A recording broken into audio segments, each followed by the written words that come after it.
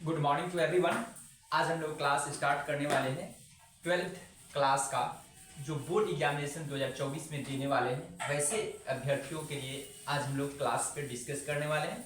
और ये अकाउंटेंसी का ये चैप्टर के नेम होगा इशू ऑफ डिबेंचर। तो मैं इस बोर्ड एग्जामिनेशन के लिए मैंने एक मैराथन क्लासेस लेके आया हूँ, जिसमें एक ही वीडियो में मैं जितने भी डिबेंचर इशू ऑफ डिबेंचर से रिलेटेड टॉपिक होती है उन सारा टॉपिक को आज कवर करने वाले हैं, एकदम बेसिक से जो बोर्ड एग्जामिनेशन में क्वेश्चन आ सकता है वैसा क्वेश्चन पे डिस्कस करने वाला है। तो देखिए, सबसे पहले हम लोग डिस्कस करने वाले हैं कि डिबेंचर्स क्या है। तो देखिए, कहता है debenture is a written acknowledgement of a debt taken by a company as these are issued under the seal of the company. कहता है डिबेंचर्स एक रिटेन एक्नॉलेजमेंट है किसका, डेप्ट का, यानी कि जो कंपनी डेप्ट लेती है उसका एक्नॉलेजमेंट है, यानी कि वो एक्नॉलेज करती है, ठीक ना।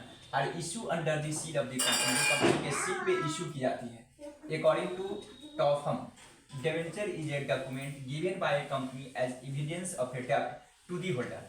मतलब कह सकते हैं डिबेंचर्स एक प्रकार की डॉक्यूमेंट है जो कंपनी एविडेंस के रूप में डिबेंचर होल्डर को इशू करती है, और ये अक्सर सिक्योर होती है या mortgage of the assets of the company. जो कंपनी के एसेट्स पे ये चार्ज होती है, चार्ज अगेंस्ट कंपनी या मोर्गेज अगेंस्ट कंपनी एसेट्स, ठीक ना। तो आई होप कि आप लोगों को समझ में आ गया होगा। देखिए, कहता है डिबेंचर इज ये and most commonly secure by charge. ये अक्सर सिक्योर बाय चार्ज होती है, मतलब ये मोर्गेज होती है किसी एसेट। अब आते हैं हम लोग टाइप्स ऑफ डिबेंचर पे डिस्कस करते हैं।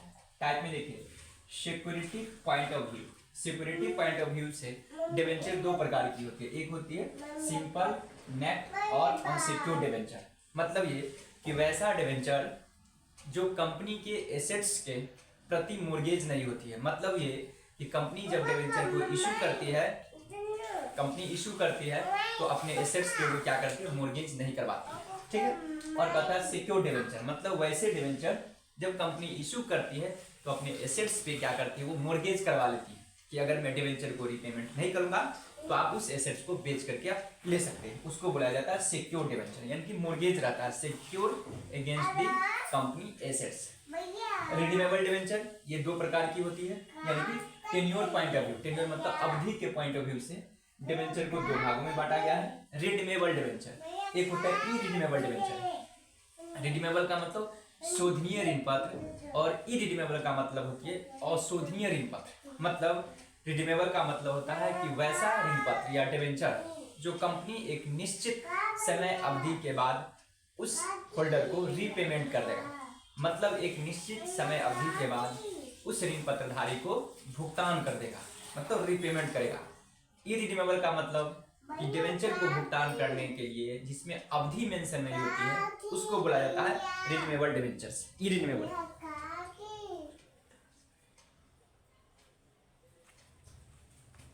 ठीक है, उसको बोला जाता है इरिडीमेबल डिबेंचर। उसके बाद mood point of view, mood मतलब कि भुगतान के, कन्वर्ट के पॉइंट ऑफ व्यू से इसको भी दो भागों में बांटा गया, कन्वर्टेबल और नॉन कन्वर्टेबल डिबेंचर। मतलब कन्वर्टेबल का मतलब होता है कि वैसा डिबेंचर जिसको हम लोग डिबेंचर से शेयर में हम लोग कन्वर्ट कर सकते हैं, मतलब डिबेंचर को इक्विटी शेयर या प्रेफरेंस शेयर में कन्वर्ट कर सकते हैं, उसको बोला जाता है convertible debenture. Non convertible debenture का मतलब होता है वैसा डिबेंचर जिसको हम लोग डिबेंचर से शेयर में कन्वर्ट नहीं कर सकते, ठीक है।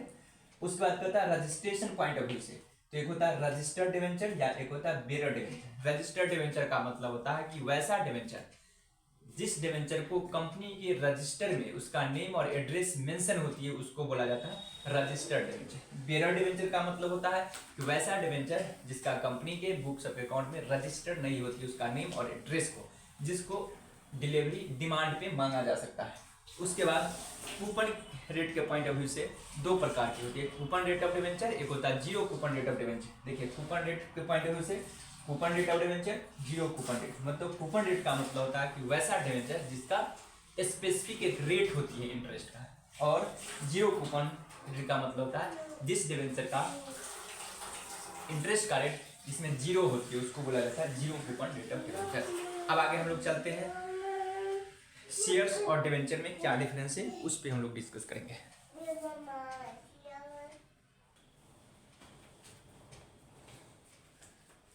अब देखिए हम लोग डिस्कस करने वाले हैं शेयर्स और डिवेंचर। शेयर्स और डिवेंचर में क्या डिफरेंस है। तो देखिए शेयर्स जो होती है कंपनी का एक कैपिटल होती है, कैपिटल शॉर्टकट में लिखा हूं और बोलूंगा फुल, मतलब कि शेयर जो होती है कंपनी का कैपिटल की पार्ट होती है, जबकि डिवेंचर कंपनी के लिए लोन की पार्ट होती है। ठीक है, जो पर्सन शेयर्स को होल्ड करता है उसको बोला जाता है शेयर होल्डर, शेयर होल्डर। ठीक है, शेयर को होल्ड करने वाले को बोला जाता है शेयर होल्डर, जबकि डिवेंचर को होल्ड करने वाले को बोला जाता है डिवेंचर्स होल्डर, डिवेंचर होल्डर। ठीक है, कैपिटल शेयर होल्डर को क्या मिलती है, डिविडेंड मिलती है, डिविडेंड मिलती है, जबकि इसका क्या मिलती है, इंटरेस्ट मिलती है डिवेंचर होल्डर को। ठीक है, एकदम देखते चलेंगे।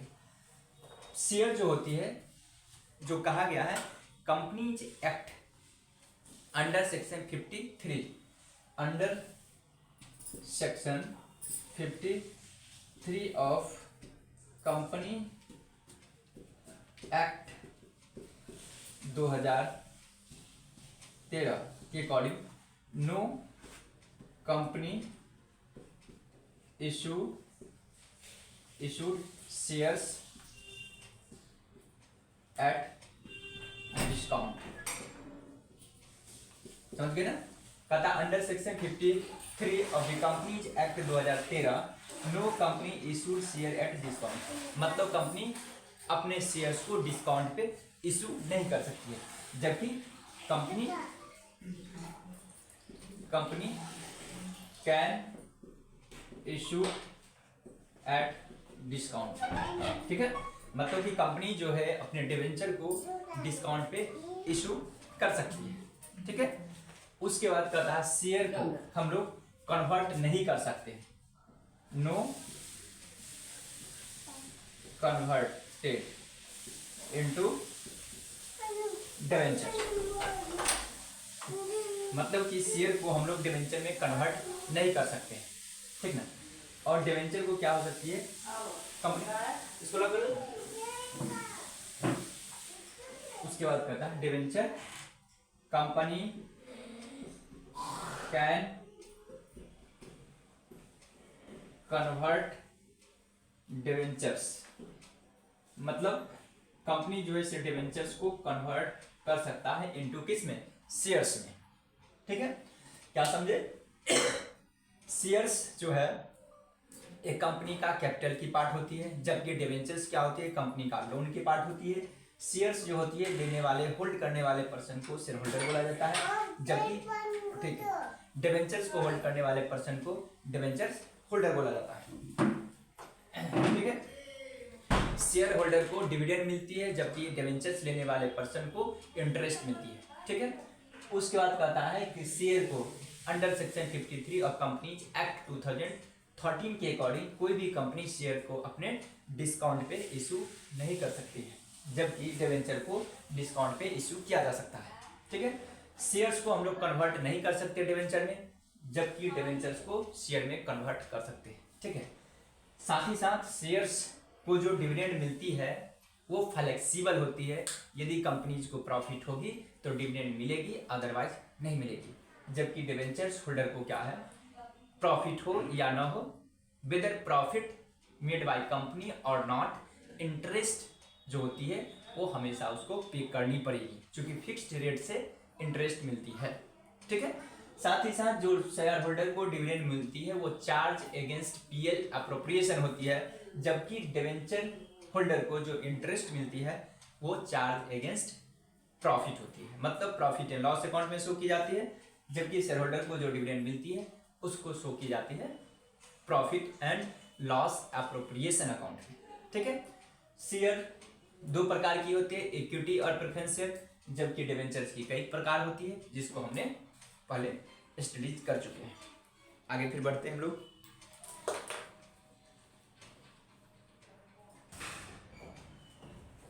अब देखेंगे हम लोग एंट्री किए कि जब कंपनीज कहता issue of debentures for consideration other than cash, इसका मतलब ये हुआ कि जब डिवेंचर को इश्यू किया जाएगा कैश के अलावा, ठीक ना।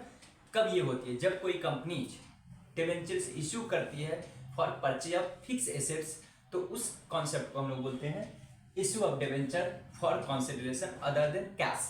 क्या समझे?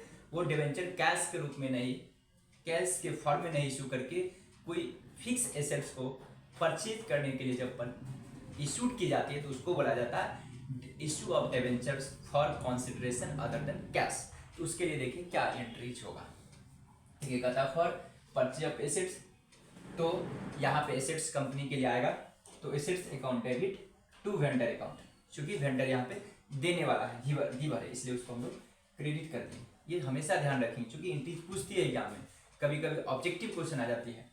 उसके बाद कहता है डिवेंचर्स इशूड टू वेंडर। अगर डिवेंचर वेंडर को इश्यू किया जाएगा तो इश्यू 3 प्रकार से होती है, एट पार हो सकती है, एट प्रीमियम हो सकती है, एट डिस्काउंट हो सकती है। तो जब पार पे करेगा तो वेंडर टू डिवेंचर्स होल्डर, क्योंकि इसको पेमेंट हो रही है तो इसको अब डेबिट कर दिया जाएगा और कैश के जगह पर डिवेंचर। यदि प्रीमियम पे होगा तो vendor account debit to debentures account to security premium account, ठीक है। यदि वो डिस्काउंट पे इशू करती है तो vendor discount of issue of debenture account debit to debentures account, इस तरह से होगा, ठीक है। तो आई होप कि आप लोग को यहाँ तक समझ में आ गया होगा। फिर अब चलते हैं नेक्स्ट पॉइंट पे। अब देखेंगे हमने डिवेंचर को इंट्रीज कैसे किया जाएगा, उसके रिगार्डिंग हमने इंट्रीज कर दिया होगा। देखिए सबसे पहले अकाउंटिंग ट्रीटमेंट कहता है for receipt of debentures application money, तो यहाँ पे एंट्री होंगे bank account debit to debentures application account. For transfer of application money debenture application account debit to debentures account. फिर कहता है for receipt of allotment money तो debenture allotment account debit to debentures account. फिर कहता है for receipt of allotment money तो bank account debit to debentures allotment account. फिर कहता है for debentures call money debentures call money account debit to debentures account. फिर कहता है कॉल मनी रिसिप्ट होगी तो bank to debentures call money account. तो इस तरह से ये थ्योरेटिकल पोर्शन हुआ। अब नेक्स्ट क्लासेस में मैं लाऊंगा प्रैक्टिकल क्वेश्चन, इससे रिगार्डिंग जितने भी प्रैक्टिकल क्वेश्चन होगा। और थोड़ा मैं बता दे रहा हूँ ऑब्जेक्टिव में क्या क्या पूछता है, थोड़ा सा लास्ट टाइम में डिस्कस कर दे रहा हूँ। क्वेश्चन अक्सर पूछा जाता है कि डिवेंचर को बैलेंस शीट में कहाँ पे शो किया जाता है,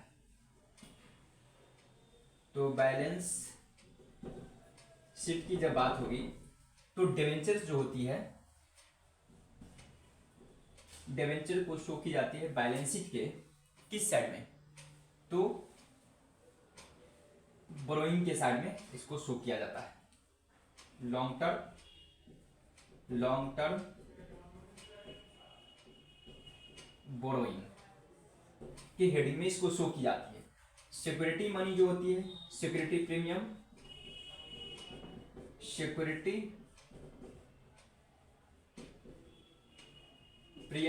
को शो की जाती है बैलेंस शीट के रिजर्व एंड सरप्लस हेड के अंडर में इसको शो की जाती है। ये अक्सर ऑब्जेक्टिव में क्वेश्चन पूछा जाता है कि बैलेंस शीट में डिवेंचर को कहाँ शो की जाती है, तो लायबिलिटी साइड में, यानी कि शेयर होल्डर और इक्विटी साइड में जो भी होती है, यानी कि लायबिलिटी साइड के लॉन्ग टर्म बोरोइंग के हेड के अकॉर्डिंग इसको डाला जाता है डिवेंचर को, और सिक्योरिटी प्रीमियम को रिजर्व एंड सरप्लस, मतलब एसेट साइड के रिजर्व एंड सरप्लस के हेडिंग में किसको डाला जाता है, सिक्योरिटी प्रीमियम को। हमेशा याद रखेंगे जब भी प्रॉफिट की बात होगी वो हमेशा डलाता है रिजर्व एंड सरप्लस के हेडिंग में, चाहे वो प्रॉफिट हो, चाहे एक्युमुलेटेड प्रॉफिट हो, चाहे रिजर्व एंड सरप्लस हो, सिक्योरिटी प्रीमियम हो या कैपिटल रिजर्व हो, उन सभी को रिजर्व एंड सरप्लस की हेडिंग में डाला जाता है। ठीक है, डिवेंचर एक प्रकार की लायबिलिटीज है, इसलिए लायबिलिटी साइड में डाला जाता है लॉन्ग टर्म लोन के अकॉर्डिंग, क्योंकि लोन 2 प्रकार की होती है, एक शॉर्ट टर्म एक लॉन्ग टर्म होती है। ठीक है, तो आई होप कि आप लोग यहाँ तक समझ गए होंगे।